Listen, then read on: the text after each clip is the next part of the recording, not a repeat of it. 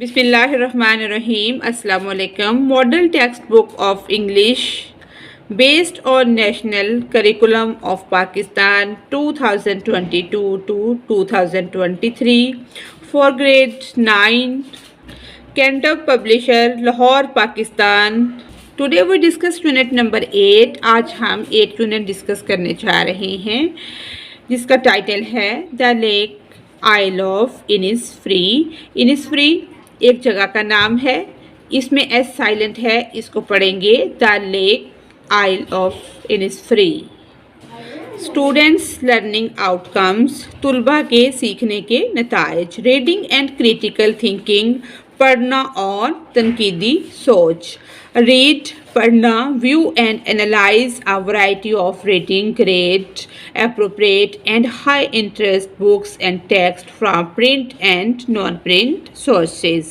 Print और गैर मतबूआ ज़राए से मुख्तलिफ़ किस्म के रीडिंग ग्रेड, मुनासिब और ज़्यादा दिलचस्पी वाली किताबें और मतन पढ़ें, देखें और तज्ज़िया करें.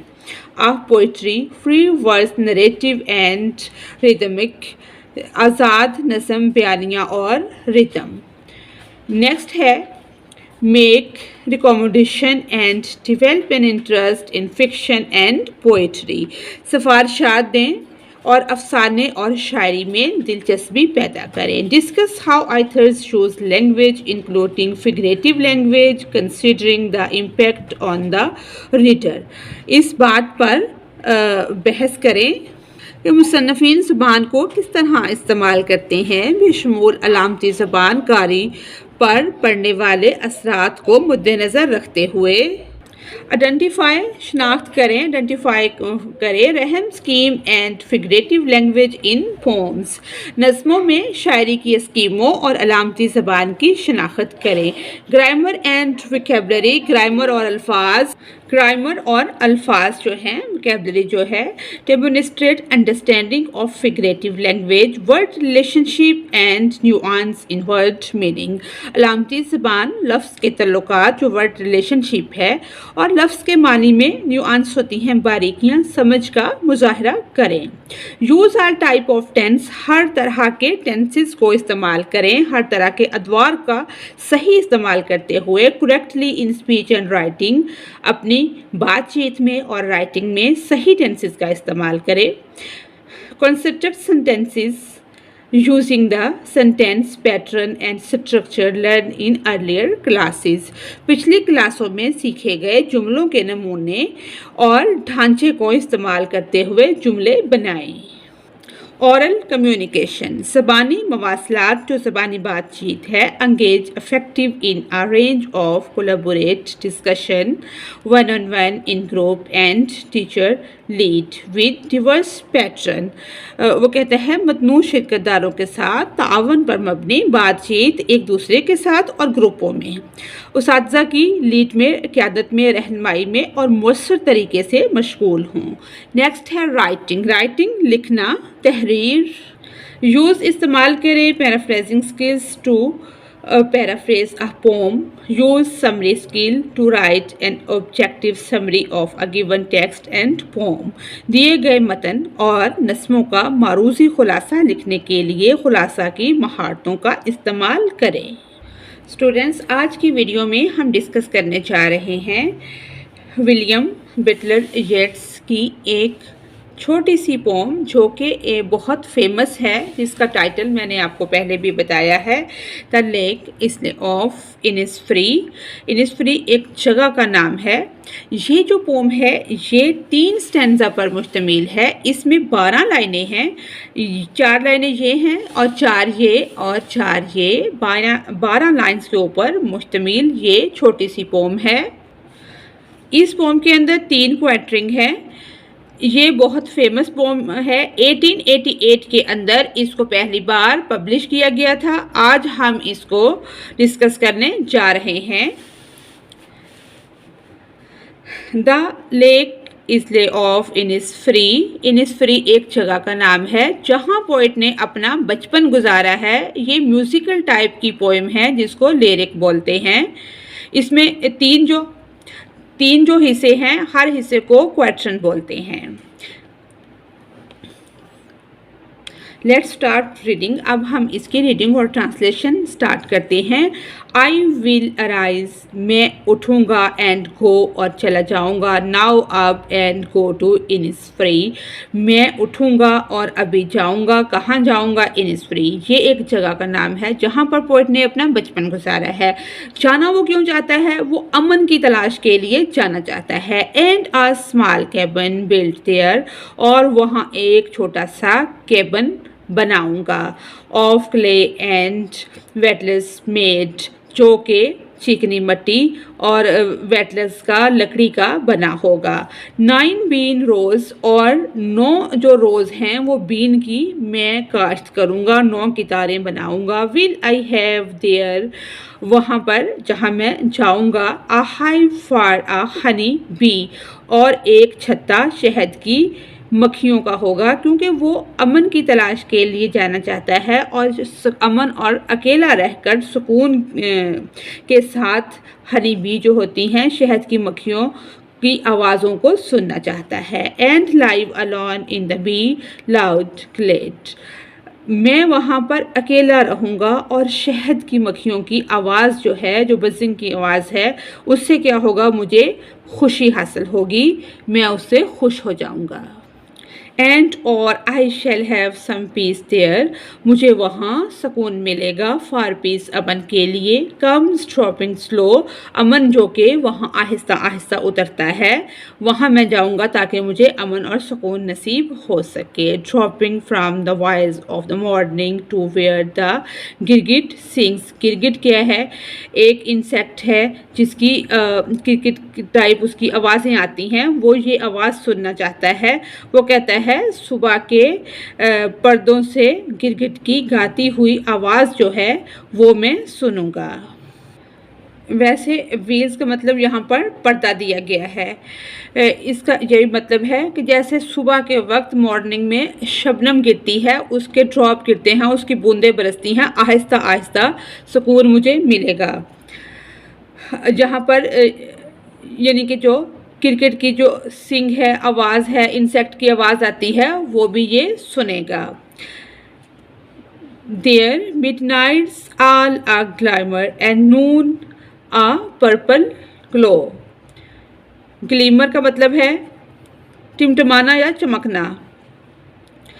रात में वो तारों को चमकते हुए देखना चाहता है, और नून दोपहर को, और दोपहर के टाइम वो पर्पल चमक को भी देखना चाहते हैं। रात के टाइम तो वो देखना चाहते ही हैं सितारों को, लेकिन दोपहर में भी वो जो पर्पल चमक है उसको देखना चाहते हैं। And evening full of linnet's wings, linnet कहते हैं एक ये परिंदा है।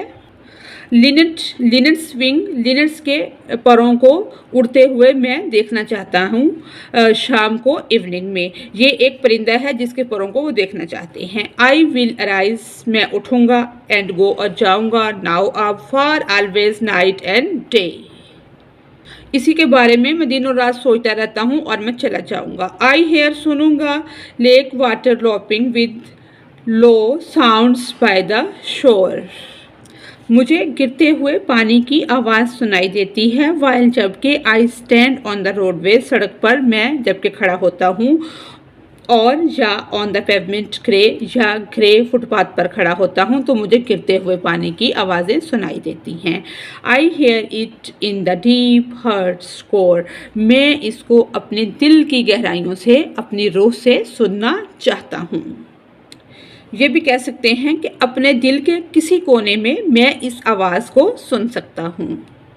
इसके एमसीक्यूज़ में ये क्वेश्चन भी आ सकता है कि इस पोम में 12 लाइन्स हैं और 3 स्टेंसस हैं। हर स्टेंसस के अंदर 4 लाइन्स हैं, और जो 3 स्टेंसा हैं इसको क्वार्टरन कहते हैं। और 1888 में पहली बार ये पोम शाया हुई। ये बहुत फेमस पोम है। अब हम इसकी पैराफ्रेजिंग करेंगे। पैराफ्रेजिंग में ये पहला स्टेंजा है, इसमें इसका टाइटल दिया गया है, इसके राइटर का नाम दिया गया है, और ये हमने लिखा नहीं है, लेकिन ये पहला जो स्टेंजा है इसकी हमने पैराफ्रेजिंग की है। I will depart now and journey to Innisfree's shore, मैं अभी रवाना होऊंगा झील के साहिल की तरफ। And construct a humble travelling dwelling crafted from earth and twigs, एक आजसाना रहायशगाह बनाऊंगा। आई विल, मैं जाऊँ, जब वो कहता है कि मैं जाऊंगा, रो बनाऊंगा, कल्टीवेट काश्त करूंगा, 9 rows ऑफ बीन्स, 9 कितारें बीन्स की भी काश्त करूंगा। And राइज्ड in solitude, and a hive, और एक छत्ता गूंजती हुई शहद की मक्खियों का, फॉर द बजिंग बीज, गूंजती हुई शहद की मक्खियों के लिए एक छत्ता बनाना भी पसंद करूँगा। And resided in solitude surrounded, और इर्द गिर्द तन्हाई में रहते हुए, by the vibrant hum of the glade, कि मुझे इससे खुशी मिलेगी। ये सब मैं इसलिए करना चाहता हूँ अमन हासिल करने के लिए। Paraphrasing stanza number 2, I will find, मैं पाना चाहता हूँ, सेरेनिटी, सुकून, इन दैट पीसफुल प्लेस, वो कहता है कि वहाँ जहाँ मैं जाना चाहता हूँ, किस लिए जाना चाहता हूँ, ताकि मुझे अमन मिले, सुकून मिले। वेयर कम्स डिसेंट्स जेंटली, मुझे इस जगह पर सुकून मिलेगा जहाँ पर सुकून उतरता है। Falling like dew from the morning mist to the spot where the गिरगिट्स सॉन्ग रीसाउंड्स, सुबह की धुन से शबनम की तरह गिरना इस जगह पर जहाँ गिरगिट का गाना गूंजता है। In that heaven the darkness shine bright, इस जन्नत में जहाँ अंधेरा चमकता है। एंड मिड डे, ये मिड डे है कि दोपहर की, दिन का जब दरमियान होता है। Mid day radiates a rich purple hue the end evening, और जहाँ वो कहता है कि अंधेरा जहाँ चमकता है और जब दोपहर की शुआएं होती हैं वो क्या होती हैं, वो पर्पल हो जाती हैं। And evening is filled with the sweet trial of, और ढलती शाम दम से भर जाती है। ये इसका ये है, ढलती शाम जो है वो दम से भर जाती है। ट्रेल ऑफ द लिनट्स विंग, और वो लिनट्स के जो पर हैं, परिंदे के जो पर हैं, उनको उड़ता देखना चाहता है।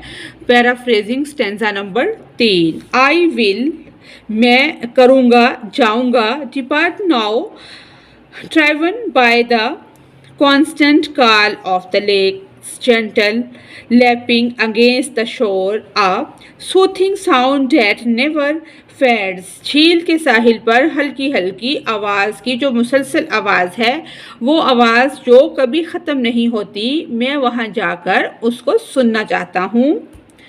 वेदर जबकि I am on the road और the city streets grey and dull, जबकि सड़क पर या शहर की जो सड़कें हैं वो सरमई कलर की हो जाती हैं, ग्रे हो जाती हैं और वो बहुत ही डल लगती हैं।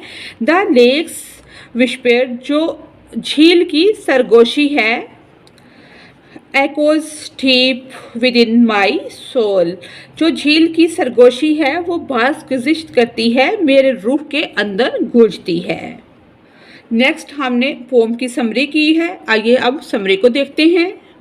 इसकी समरी है द पोम द लेक आइले of Innisfree by W.B. Yeats is a peaceful and idyllic escape from urban life.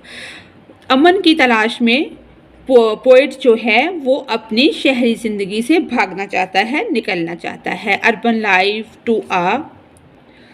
to a serene island where the speaker longs to build a simple home, वो क्या करना चाहता है, वो पुरसकून life गुजारना चाहता है शहरी ज़िंदगी से निकलकर, जहाँ पर एक वो सादा घर बनाने की ख्वाहिश रखता है। कल्टिवेट नेचर, और फितरत की आबियारी करना चाहता है। And live in harmony with बीज एंड बर्ड्स, और परिंदों के साथ हम आहंगी में रहना चाहता है।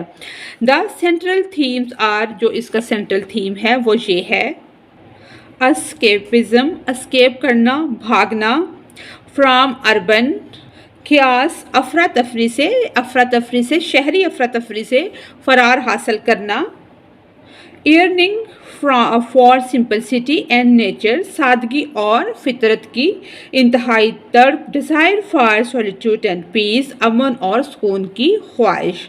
Summarising the poem helps to, ये सब चीज़ें जो हैं हमें पोम को समराइज करने में मदद देती हैं। Distil its essence, revealing the speaker's deep-stated desire for a tranquil and authentic life and the memories of, वो कहता है इसके जौहर को कुशादा करते हुए एक पुरसकून और मुस्तन ज़िंदगी के लिए सुकून, आरज़ू और उम्मीद के जज्बात को तक़वियत देते हुए authentic life and the emotion, अपने जो इमोशन हैं, जज्बात हैं, सेरेनिटी जो सुकून है उसको तक़वियत देते हुए, सुकून, आरज़ू और उम्मीद के जज्बात को तक़वियत देते हुए, logging and hope that अकॉम्पनी his vision, वो कहता है जो इसके विजन के साथ हैं। By considering the poems theme and emotions who gain a clearer understanding of the poet's message and the universe human appreciation aspiration it's experience. हम शायर के नज़म के मौज़ूआत और जज्बात को कम करने से हम शायर के पैगाम और इसके इजहार की जो आलमगीर इंसानी ख्वाहिशात की वाज़िया तफ़हीम हासिल करते हैं। Universal human aspirations it's express, वो इससे हम हासिल करते हैं, यानी कि इससे इंसानी ख्वाहिशात की वाज़िया तफ़हीम हासिल होती है। नेक्स्ट है हमारा थीम ऑफ द पोम, इस नज़म का जो थीम है। The theme of the poem, नज़म का थीम ये है, the lake isle of Innisfree by W.B. Yeats is a longing to escapes the chaos of urban life and find peace and solitude in a natural setting, emphasizing the importance of nature, imagination and nostalgia। शहरी ज़िंदगी के जंगल से बचने और फितरत, तख़य्युल और पुरानी यादों की अहमियत पर जोर देते हुए सेटिंग में अमन और तन्हाई तलाश करने की आरज़ू है कि तन्हाई में पोइट को सुकून मिलता है। वो अपने सुकून की तलाश के लिए शहरी ज़िंदगी से फ़रार हासिल करना चाहता है और वो अपनी ज़िंदगी में अमन को तलाश करता है कि नेचुरल चीज़ों की जो सेटिंग है वो उसको उसमें अमन महसूस होता है, सुकून महसूस होता है। जैसे हमने पोम में पढ़ा कि वो कहता है कि मैं वहाँ पे कुछ काश्त भी करूँगा और एक घर बनाऊँगा चिकनी मिट्टी के साथ, यानी कि वो नेचुरल चीज़ों की तरफ आके अपना सुकून हासिल करना चाहता है। इसी के साथ ही हमारी आज की ये वीडियो मुकम्मल होती है। अगर आपको मेरी वीडियो से कोई रहनुमाई मिल रही है तो मेरी वीडियो को लाइक और मेरे चैनल को सब्सक्राइब करें। Thanks for watching us.